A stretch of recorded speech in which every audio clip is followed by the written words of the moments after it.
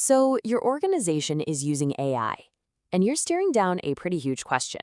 How in the world do you figure out the actual security risks? Well, today we're going to break down a really clear, manageable framework to help your team do exactly that. Let's get right into it. And just so you know where all this is coming from, this entire explainer is pulled directly from Chapter 4 of the AI Security Training Needs Assessment Framework tutorial. All right, so your team is using AI to get more done, which is amazing. But that opens up a really important question. What are the security risks that are kind of hiding just under the surface? Because trust me, they're not always what you think they are. And here's the thing that trips a lot of people up. The biggest risk with AI often isn't some technical flaw or some hacker from the outside. Nope. The real threat, a lot of the time, comes from your own employees. People with full access who misuse these incredibly powerful tools.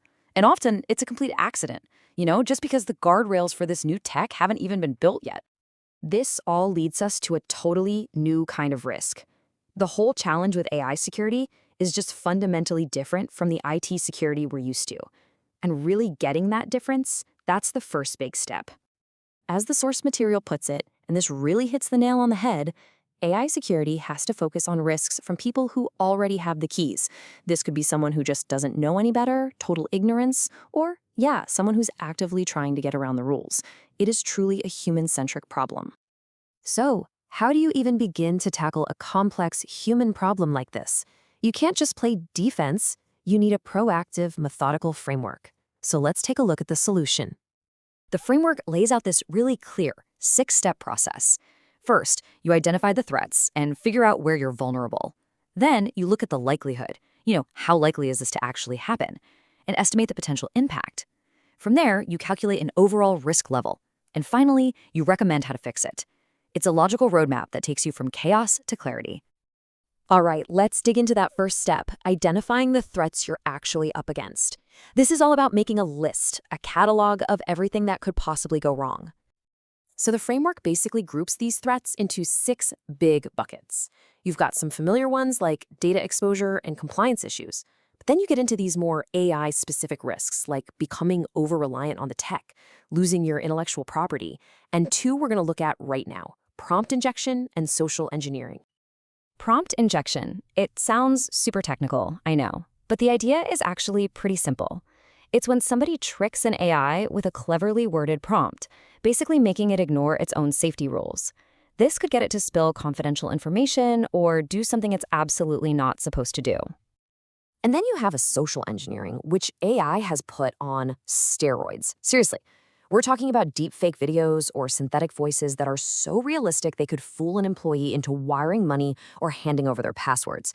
It's a direct attack on the human element, and it's getting more sophisticated every day. Okay, so you've made a long, probably kind of scary list of all these potential threats. Now what? You can't fix everything all at once. So the next part of this whole process is all about measurement and prioritization. This is the million-dollar question for every single security team out there, right? You've got limited time, limited budget, so how do you decide which fire to put out first? Well, the answer really boils down to 2 key factors. First, likelihood. What are the actual odds of this happening?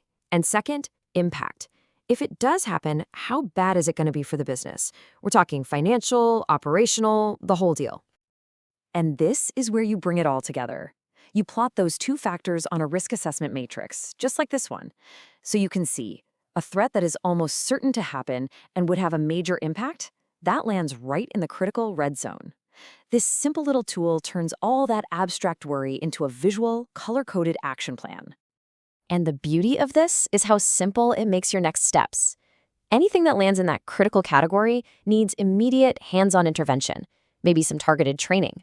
But the stuff down in the low category, a simple company-wide email might be all you need. This is how you focus your energy where it's going to matter the most. Now, here's where this framework becomes really, really powerful. Because a one-size-fits-all approach to risk, it's pretty much doomed to fail. You have to get specific. A generic assessment is just way too broad. It will completely miss the subtle but super important differences in how each of your teams actually works, the specific data they touch, and the unique tools they use day to day. I mean, just think about it for your own organization. What's the biggest AI risk for your legal team? It's probably something like exposing attorney-client privileged information. Now, how is that different from the finance team's biggest risk? That might be over-relying on an AI forecast and messing up the budget. See? The context is everything. And this brings us to the final and maybe most important takeaway. Going through a structured process like this isn't just some defensive chore you have to do to stop bad things from happening. It's really about building the confidence and the guardrails your teams need to innovate safely and responsibly with these amazing new tools. It's about enabling the future, not just protecting the present.